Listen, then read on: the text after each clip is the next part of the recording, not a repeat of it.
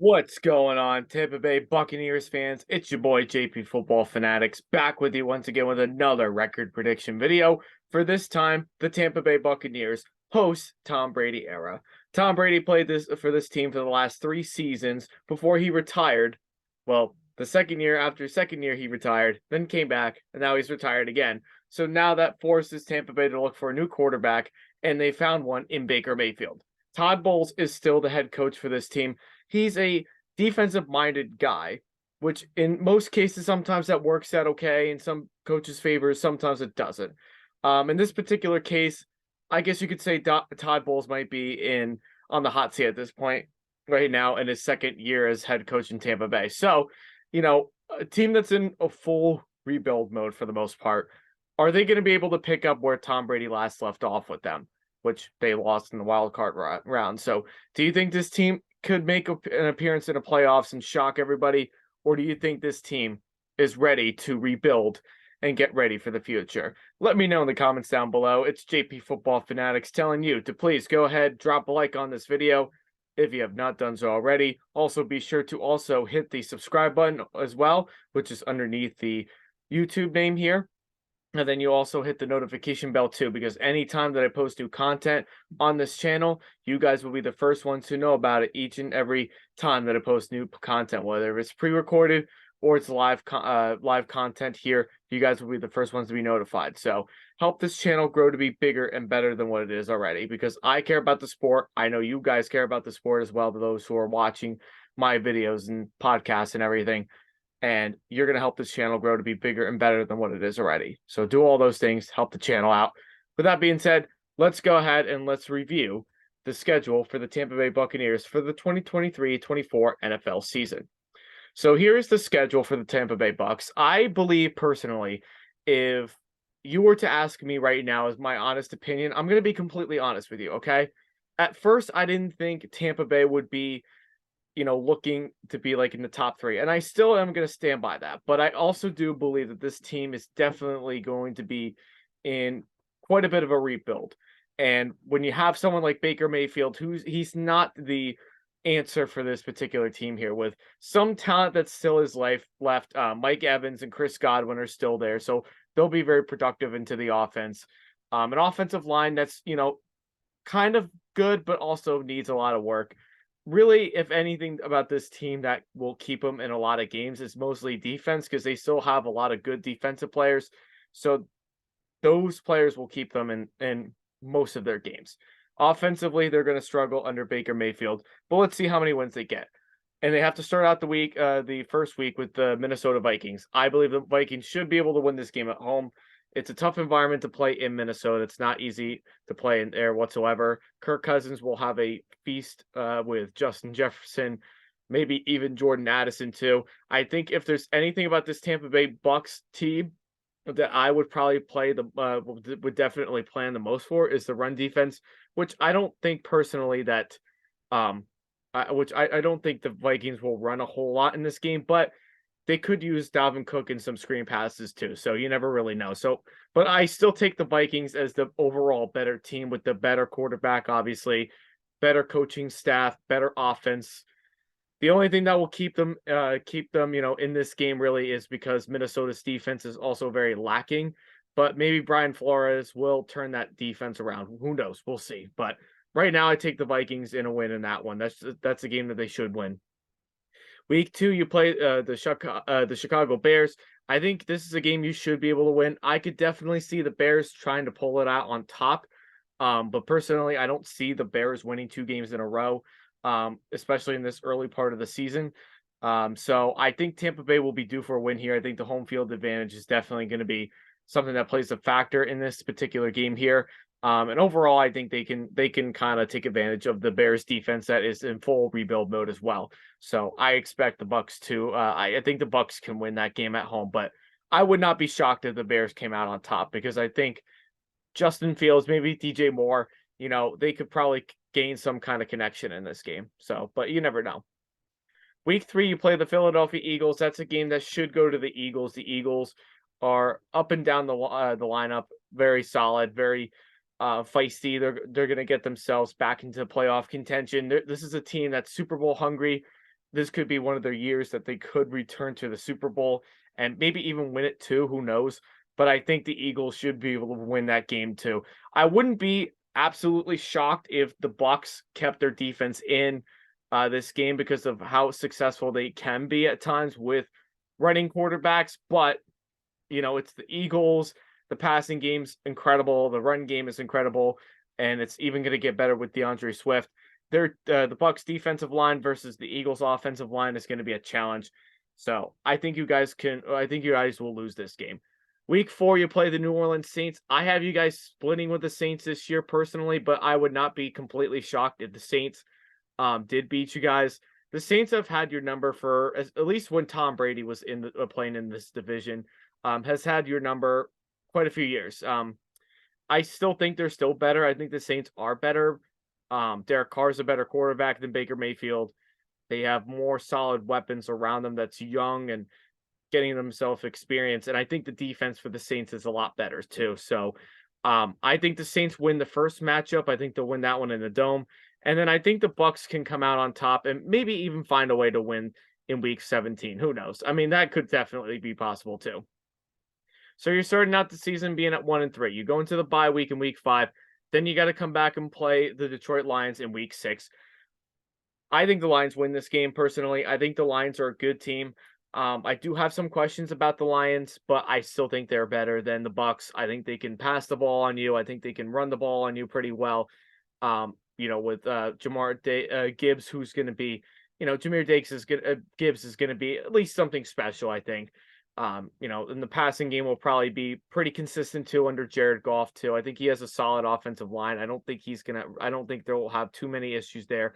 The only downfall that I would have about the Lions is that they have to play this game in Tampa Bay. So this team typically that doesn't usually, and Jared Goff usually doesn't play outdoor football. But I think they can play well in this game. And Jared Goff is used to warm weather, and it's early in the season, so I think the Lions should find a way to get this win here. Week 7, you play the Atlanta Falcons. I think the Falcons are kind of going to be flying under the radar the whole season. I don't think they're a playoff team just yet, but I think they're going to be, hovering around that 500 mark, above or just below 500, I believe personally. So I think the Falcons are going to beat you guys. I think if anything, if there's any team, I think you guys lose to them in week 7, and then maybe you guys can come back on top and you beat them in week 14 at the end of the season. Who knows? I mean, that could definitely be possible, but I think the Falcons run game is going to be very hard to stop, especially under Bijan Robinson. Drake London, who's also going to be a really nice receiver in this future. I think if anything that really keeps the Falcons out of this game really is probably going to be quarterback with Desmond Ridder, because we don't know what kind of quarterback he's going to be at this point in the season. So that could be a particularly something to look into. But I think you guys will split with the Falcons. I think you should split with them like you did last year. Week 8, you play the Buffalo Bills. It's on Thursday Night Football. I think you guys are going to lose to the Bills. The Bills are one of the best teams in the NFL. Some may say they're going to take a step back. Some may say that, they'll be better than what they were last year, which I don't think they're going to be. I think they're going to be right around the same as what they were last year. But I think you guys you guys don't really have enough to be able to slow down Josh Allen and the passing attack. So even with your defensive line, you could get some pressure on Josh Allen, which is, something that probably will be expected in this game. But I don't think you have the secondary that's good enough to be able to slow down Stephon Diggs or Gabe Davis or Dawson Knox or even Dalton Kincaid. I don't think you have anything that's really going to stop him either, because I think he's going to be, something special for the offense for this team. So I think you guys will have a tough one with that one. Week 9, you guys play the Houston Texans. This is a game that's kind of going to go either way. I feel like, the Texans are a team that, they're young, they're inexperienced, they're going to get themselves better in the long run. But I also think that this Bucs defense is definitely going to be hard for the Texans to really be able to do anything especially under CJ Stroud. That's going to be very hard for them to do anything. So I think I have the Bucs winning that one in week 9. Like, don't get me wrong. I think the Texans are going to improve. I think they're a team that's going to be, a force to be reckoned with in the future at some point. But I just don't see it really happening just yet. And when you're going, a defensive coach and defensive coach going head to head, there's definitely a stalemate there. So I can definitely see some turnovers happening on both sides of the ball for both of these teams. But at the end of the day, the better overall team wins. Mike Evans, Chris Godwin. I think that kind of helps them out. And as long as Baker Mayfield does not, turn the ball over much in this game, they can win this game. Week 10, you play the Tennessee Titans. I like the Titans personally. I don't think they're going to be a spectacular team like they've been in recent years, but I still think they're going to beat you guys. I mean, come on, Mike Vrabel, he's arguably one of the most elite coaches right now in this league. I mean, you take a look at the talent that they have, and there's not a lot of talent on this team, but at the end of the day, it really comes down to heart. And I think anytime that Mike Vrabel plays any team, he always has his heart into the game. And I think that really plays off with like Ryan Tannehill and Derrick Henry and how spectacular the defense has been in recent years. There's a lot to look into that for that game. So I think the Titans win this game.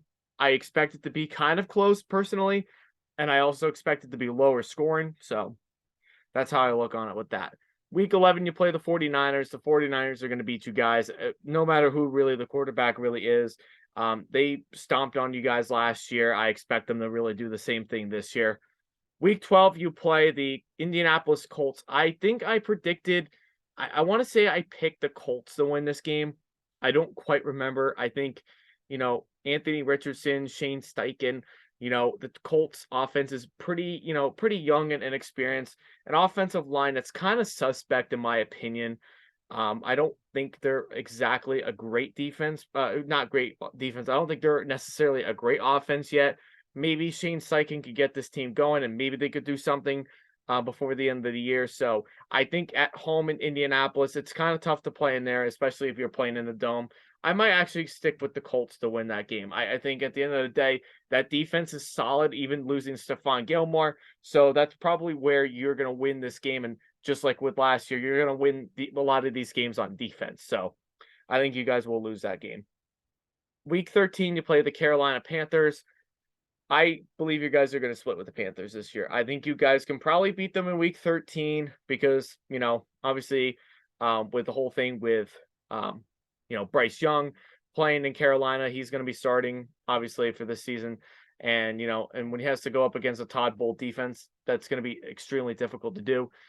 That's going to be really hard for them. So I expect them to, I think they're going to win this game in week 13. And then I think Carolina can beat you guys at the end of the year. And maybe even the Panthers will probably win that game and probably just make the playoffs. Week 15, you play the Green Bay Packers. Either way, this team could really go either way.